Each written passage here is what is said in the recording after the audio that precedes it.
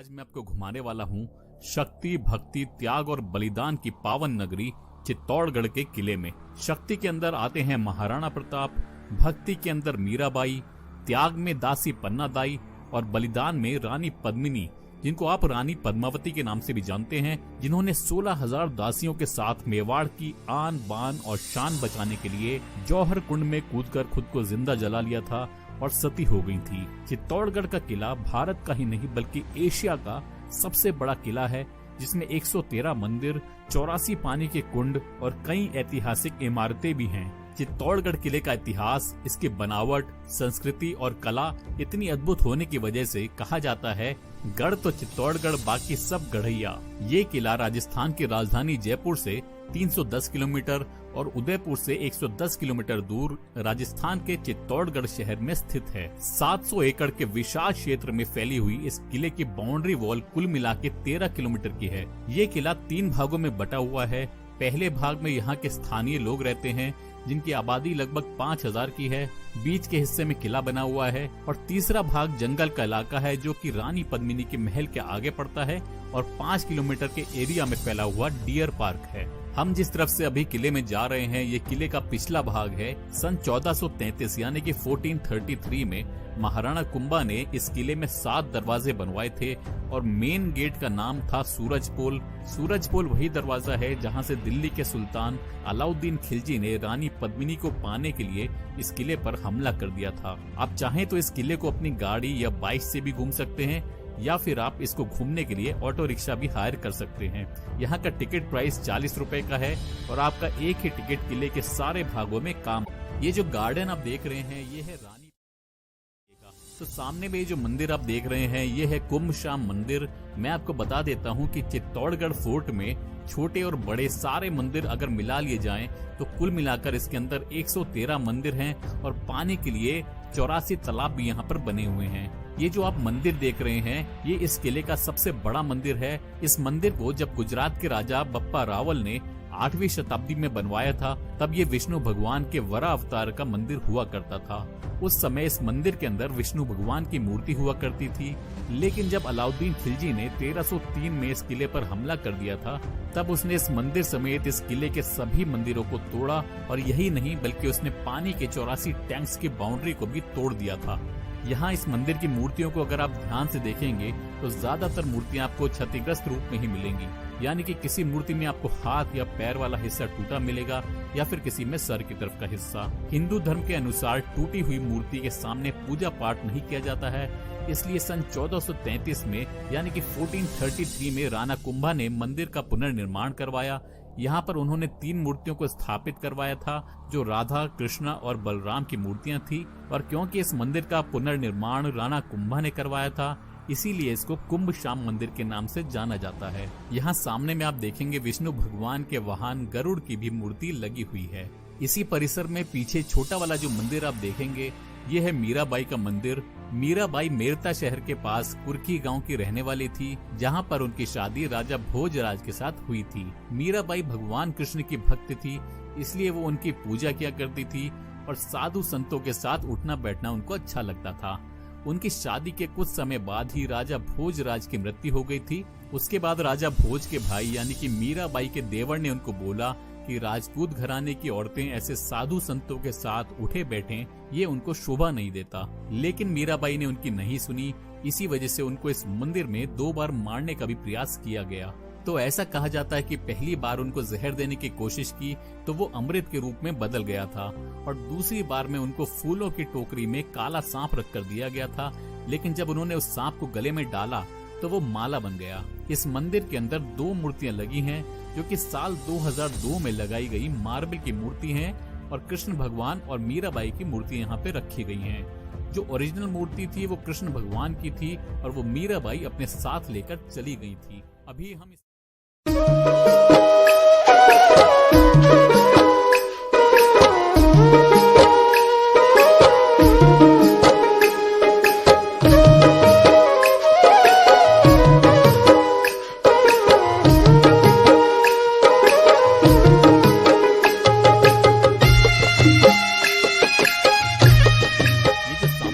इमारत आप देख रहे हैं, ये है विजय स्तंभ। यानी कि टावर ऑफ विक्ट्री। जब राणा कुंभा ने मालवा और गुजरात दोनों स्टेट्स को एक साथ हराया था, यानी कि जब उन्होंने मालवा के सुल्तान महमूद शाह खिलजी और गुजरात सल्तनत के अहमद शाह को हराया था, तब उन्होंने विजय के उपलक्ष्य में विजय स्तंभ का निर्माण करवाया था। इस टावर को बनाने में 10 साल लगे थे और ये 1448 से 1458 यानी कि 1448 से 1458 के बीच में बनकर तैयार हुआ था। उस समय में इस स्तंभ को बनाने में 90 लाख का खर्चा आया था। ये 9 मंजिल इमारत है। इस टावर की ऊंचाई 122 फीट की है और इसमें ऊपर जाने के लिए 157 यानी कि 157 सीढ़ियां दी गई हैं। अभी लगभग 2 साल से कोविड के चलते ऊपर जाने का रास्ता सरकार ने बंद किया हुआ है। इस विजय स्तंभ के बारे में एक खास बात मैं आपको बता देता हूं, जो शायद आपने कहीं नहीं सुनी होगी। तो मैं आपको बता देता हूं कि इस विजय स्तंभ के महत्व की वजह से राजस्थान पुलिस के लोगों को अगर आप ध्यान से देखेंगे, उसमें जो सिंबल लगा हुआ है वो इसी वजह से। ये जो गार्डन आप देख रहे हैं, ये है रानी पद्मिनी का जौहर स्थल यानी कि जौहर कुंड है। ये पूरा उस जमाने में गहरा कुंड हुआ करता था। इसको एएसआई ने बंद करवा के इस पर गार्डन बनवा दिया है। सामने की तरफ जो आप देख पा रहे हैं वो एक छोटा सा हवन कुंड है। मार्च के महीने में यहाँ पर एक मेला आयोजित करवाया जाता है जिसको बोलते हैं जौहर मेला। उस समय मेवाड़ के राजा अरविंद सिंह मेवाड़ और महेंद्र सिंह मेवाड़, जो उदयपुर के सिटी पैलेस में रहते हैं, यहाँ पर आते हैं और रानी पद्मिनी की आत्मा की शांति के लिए यज्ञ और पूजा अर्चना करवाते हैं। ये जो सामने वाला गेट आप देख पा रहे हैं, ये है पूर्वी जौहर गेट, और वो उस तरफ वाला जो सती मंदिर के पीछे में है वो है उत्तरी जौहर गेट। तो जैसा कि मैंने बताया कि उस जमाने में यहाँ गार्डन नहीं बल्कि एक गहरा कुंड हुआ करता था। उस समय इस कुंड के अंदर आग जला करती थी जिसमें चंदन, कपास, तेल, घी वगैरह डाला जाता था। ये जो सामने वाली इमारत आप देख रहे हैं, इसको बोला जाता है सती मंदिर। तो नीचे आग जलती थी। उस समय की औरतें अपने पति के मृत्यु के बाद ऊपर से छलांग मार के नीचे आग में कूदकर सती हो जाया करती थी। इसी कुंड में कूदकर रानी पद्मिनी ने मेवाड़ की आन बान और शान को बचाने के लिए 16,000 राजपूत महिलाओं के साथ अपने आप को जिंदा आग में जला डाला था और वो यहाँ पर सती हो गई थी। ये जो सामने में मंदिर आप देख रहे हैं, ये है समाधीश्वर मंदिर और इसका निर्माण राजा भोज ने 11वीं शताब्दी में करवाया था। और जैसा कि मैंने पहले भी बताया कि अलाउद्दीन खिलजी ने 1303 में जब इस किले पर अटैक किया था तो यहाँ के मंदिरों को क्षतिग्रस्त किया था। उसी समय इस मंदिर को भी उसने काफी नुकसान पहुँचाया था। साल 1428 में राणा कुंभा के पिता राणा मोकल ने इस मंदिर को रिपेयर करवाया था। इस मंदिर के अंदर 9 फीट की मूर्ति है जो एक सिंगल स्टोन की है और उसके ऊपर ब्रह्मा, विष्णु और महेश की त्रिमूर्ति है। इसी वजह से मंदिर के अंदर जाने के लिए 3 अलग अलग रास्ते बनाए गए हैं। मंदिर के अंदर की मूर्ति को नजर न लगे इसलिए बाहर में काला पत्थर लगाया गया है। यहाँ रोड जय काल महाकाल विकराल शंभो, जीवन हो या मृत्यु दोनों ही तुम हो। जन्मों जन्मांतर की लड़ियां ये घड़ियां, हरियों ने हर जीवन रखवाल तुम हो। जय काल महाकाल, जय काल महाकाल, जय काल महाकाल विकराल शंभो, जीवन हो या मृत्यु दोनों ही तुम हो। जन्मों जन्मांतर की लड़ियां ये घड़ियां, हरियों ने हर जीवन रखवाल तुम हो। जय काल महाकाल, जय काल महाकाल, जय काल महाकाल विकराल शंभो, जीवन हो या मृत्यु दोनों ही तुम हो। जन्मों जन्मांतर की लड़ियां ये घड़ियां, हरियों ने हर जीवन रखवाल तुम हो। जय काल महाकाल, जय काल महाकाल, जय काल महाकाल विकराल शंभो, जीवन हो या मृत्यु दोनों ही तुम हो। जन्मों जन्मांतर की लड़ियां ये घड़ियां। कुंड आप देख रहे हैं, इसको बोला जाता है गौमुख कुंड। ऐसे इस किले में छोटे और बड़े मिलाकर 84 यानी कि 84 तालाब बने हुए हैं। इस कुंड में रानी पद्मिनी नहाने के लिए आया करती थी। इसको गौमुख कुंड इसलिए कहते हैं क्योंकि नीचे में जो मंदिर आप देख रहे हैं वहाँ पर एक शिवलिंग है। इसी शिवलिंग के ऊपर गाय के मुंह के आकार के जैसा एक पत्थर है जहाँ से पानी इस कुंड में गिरता है। ये पानी सर्दियों में गर्म आता है और गर्मियों में ठंडा। और ऐसा बोला जाता है कि किसी को नहीं पता कि ये पानी दरअसल आता कहाँ से है। यहाँ पर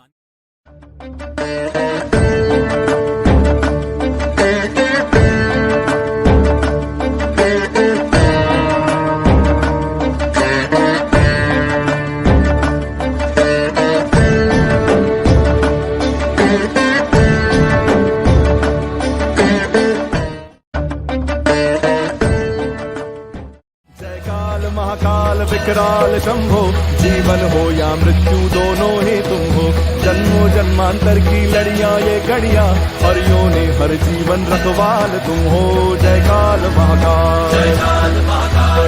जय काल महाकाल विकराल शंभो जीवन हो या मृत्यु दोनों ही तुम हो जन्मों जन्मांतर की लड़ियां ये घड़ियां और योनि हर जीवन रखवाल तुम हो जय काल महाकाल जय काल महाकाल विकराल शंभो जीवन हो या मृत्यु दोनों ही तुम हो जन्मों जन्मांतर की लड़ियां ये घड़ियां और योनि हर जीवन